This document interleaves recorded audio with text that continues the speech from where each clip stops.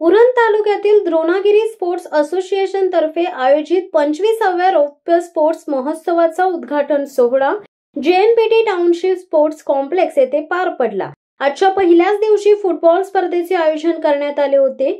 या स्पर्धेचे उद्घाटन द्रोणागिरी स्पोर्ट्स असोसिएशनचे अध्यक्ष माननीय महादेव घरत यांच्या हस्ते करण्यात आले। महोत्सवाच्या निमित्ताने सलग 3 दिवस विविध क्रीडा स्पर्धांचे आयोजन करण्यात आले। या संदर्भात कार्यकर्ते आणि महादेव घरत यांनी उपस्थितांशी संवाद साधत क्रीडाप्रेमींना सहभागी होण्याचे आवाहन केले। द्रोणागिरी स्पोर्ट्स असोसिएशनची स्थापना उरण तालुक्यामध्ये प्रथमच आपले कर्नाला स्पोर्ट्स अकॅडमीचे संस्थापक विवेक पाटील साहेब यांनी 2000ला चालू केली। त्यांच्याच मार्गदर्शनाप्रमाणे आम्ही उरणला 2001ला स्टार्ट केली आणि त्याच आम्ही एक छोटंसं एवढंसं रोप लावलं आणि अनेक स्पर्धा त्या ठिकाणी घ्यायला सुरुवात केली। आता आम्ही जवळजवळ 162 स्पर्धा या ठिकाणी घेत आहोत। सातत्याने आम्हाला सर्व क्षेत्रातील संपूर्ण लोकप्रतिनिधी असतील, सर्व क्रीडा सांस्कृतिक विभागाचे सर्व प्रेमी असतील, यांनी सर्वांनी आम्हाला सहकार्य केलं आहे आणि त्यांच्याच सर्व सहकार्याने आम्ही हा सातत्याने स्पर्धा यशस्वी पार पाडू शकलो आहोत।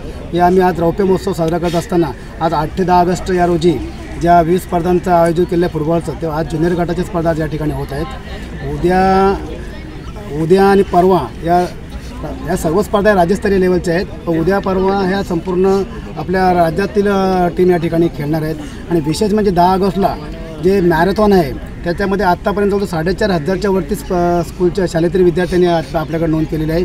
त्याच्या व्यतिरिक्त मग डॉक्टर असतील, इंजिनियर असतील, राजकीय क्षेत्रातील पदाधिकारी असतील, त्याचप्रमाणे ज्येष्ठ नागरिक असतील, त्यांनी सर्वांनी आपली नावं नोंदवली। त्याच्यामुळे सर्वांचा हा सहभाग असल्यामुळं हा रौप्य महोत्सव होणाऱ्या स्पर्धा या पावसाळी स्पर्धा आहेत या अतिशय रंगतदार होतील। म्हणून मी या निमित्तानं सर्व भाग घेणारे आमच्या खेळाडू असतील, स्पर्धक असतील, आमचे सर्व सहकारी जे आपलं सहकार्य करतात त्यांचे मनापूर्वक त्यांना शुभेच्छा देतो आणि असंच सहकार्य त्यांनी राहाव्या जेणेकरून आमच्या हा पुढचा जो 25वा जो क्रीडा महोत्सव आहे अतिशय रंगतदार होईल अशी अपेक्षा व्यक्त करूया। आणि आजच्या या 3 दिवसाच्या सुरुवात होणाऱ्या स्पर्धांसाठी सर्व स्पर्धकांना आमच्या आयोजकांना मी आपल्या संस्थेतर्फे मनापूर्वक शुभेच्छा देत आहे। जय हिंद, जय महाराष्ट्र। ज्यावेळी खेळाडूंच्यावर कोणत्याही प्रकारचं म्हणजे गरज लागली तर आम्ही आमच्या संस्थेच्या मार्फत यथाशक्ती त्यांना मदत केली आहे। आमच्या संस्थेच्या सर्टिफिकेटच्या माध्यमातून काही लोकांना पोलीस भरतीमध्ये नोकरीसाठी ते मार्क्स काउंट केले जातात, बाकी ठिकाणी ॲडमिशनसाठी मार्क्स काउंट केले जातात। त्याच्यामुळं आमच्या संस्थेचा एक दर्जा राहिलेला आहे आणि ज्यावेळी कुठं काही स्पॉन्सरशिपची गरज निर्माण होईल ते आम्ही यथाशक्ती आमच्या माध्यमातून किंवा आमच्या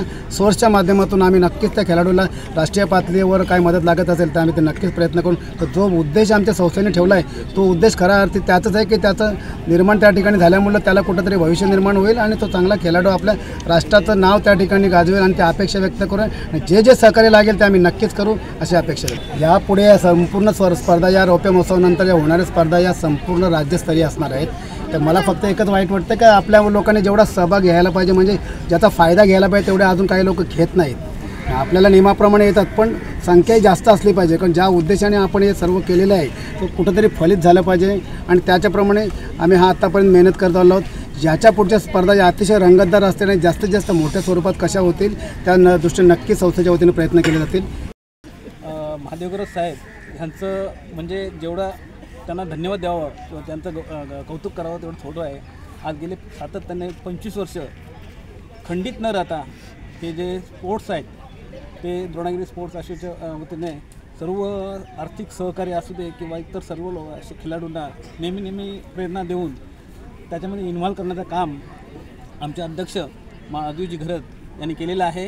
त्यांचा एकच उद्देश आहे की ह्या तलागारातला प्रत्येक व्यक्ती, प्रत्येक विद्यार्थी, प्रत्येक खेळाडू घडला पाहिजे आणि आपलं उरण तालुक्याचं नाव राज्यापर्यंत, देश पातळीवरपर्यंत कसं करता येईल याच्यासाठी सर्व इव्हेंट ह्या आजपर्यंत घेतलेले आहेत आणि खरोखर अशा प्रामाणिकपणे आणि चांगल्या निष्पाप किंवा खेळाडू माणसाला आपण प्रोत्साहन दिलं आणि आज हे गेले 25 वर्ष त्यांनी जे नाव कमवलं त्यांना मी खरोखर मनापासून धन्यवाद देतो। द्रोणागिरी स्पोर्ट्स असोसिएशन गेली 24 वर्ष आणि हे जे वर्ष आहे ते 25वा आहे, सतत कार्यरत आहे। एकही वर्ष खंड पडलेला नाही।